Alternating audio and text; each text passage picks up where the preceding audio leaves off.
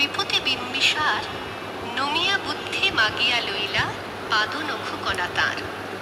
স্থাপিয়া নিভৃত প্রাসাদ কাননে তাহারে উপরে রচিলা যতনে অতি অপরূপ শিলাময় স্তূপ শিল্প শোভার সার।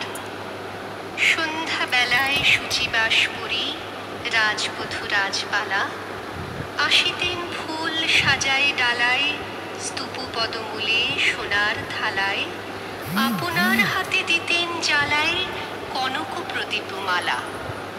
অজাত শত্রু রাজা হলো যবে পিতার আসনে আসি পিতার ধর্ম শোণিতের স্রোতে মুছিয়া ফেলিল রাজপুরী হতে সপিল যজ্ঞ অনল আলোতে বৌদ্ধ শাস্ত্র রাশি। কহিল ডাকিয়া অজাত শত্রু রাজপুর নারী সবে বেদ ব্রাহ্মণ রাজা ছাড়া আর কিছু নাহি ভবে পূজা করিবার। এই কটি কথা যেন মনে সার ভুলিলে বিপদ হবে। সেদিন শারদ দিবা অবসান শ্রীমতী নামে সে দাসী পুণ্য শীতল সলিলে নাহিয়া পুষ্প প্রদীপ থালায় বাহিয়া রাজমহিষীর চরণে চাহিয়া নীরবে দাঁড়ালো আসি। শিহরি সভয়ে মহিষী কহিলা এ কথা নাহি কি মনে অজাত শত্রু করেছে রটনা স্তূপে যে করিবে অর্ঘ রচনা শুলের উপরে মরিবে সেজনা অথবা নির্বাসনে। সীতা হতে ফিরিয়ে গেল চলি ধীরে বধূ অমিতার ঘরে সম্মুখে রাখিয়া স্বর্ণ মুকুর বাঁধিতেছিল সে দীর্ঘ চিকুর আঁকিতেছিল সে যত্নে সিঁদুর সীমন্ত সীমা পরে। শ্রীমতীরে হেরি বাকি গেল রেখা কাঁপে গেল তার হাত কহিল অবোধ কি সাহস বলে এনেছিস পূজা এখনই যা চলে কে কোথা দেখিবে ঘটিবে তাহলে বিষম বিপদ পাত। অস্তরবীর রশ্মি আভায় খোলা জানালার ধারে কুমারী শুক্লা বসি একাকিনী পড়িতে নিরত কাব্য কাহিনী।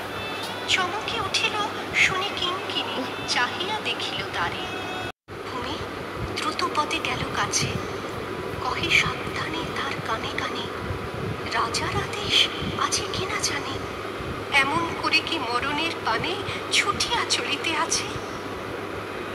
তার হতে তারে ফিরিল শ্রীমতী লইয়া অর্ঘ থালি হে পুরবাসিনী সবে ডাকি কয় হয়েছে প্রভুর পূজার সময়। শুনি ঘরে ঘরে কেহ পায় ভয় কেহ দেয় তারে গালি।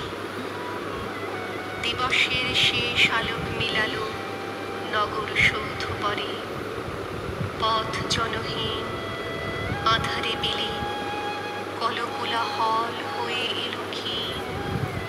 আরতি ঘণ্টা ধ্বনিল প্রাচীন রাজ দেবালয়ে ঘরে শারদ নিশি স্বচ্ছ তিমিরে তারা অবন্য চলে সিংহ দুয়ারে বাজিল বিশাল বন্দিরা ধরে সন্ধ্যার দান মন্ত্রণা সভা হলো সমাধান। দাড়ি ফুকারিয়া বলে এমন সময় হেরিলা চমকি প্রাসাদে প্রহরী যত রাজার বিচল কানন মাঝারে স্তূপ পদমূলে গহনা ধারে চলিতেছে কেন যেন সারে সারে প্রদীপ মালার মতো।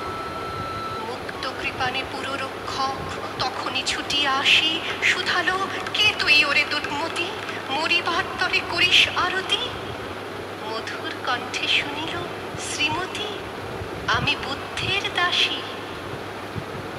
সেদিন শুভ্র পাষাণ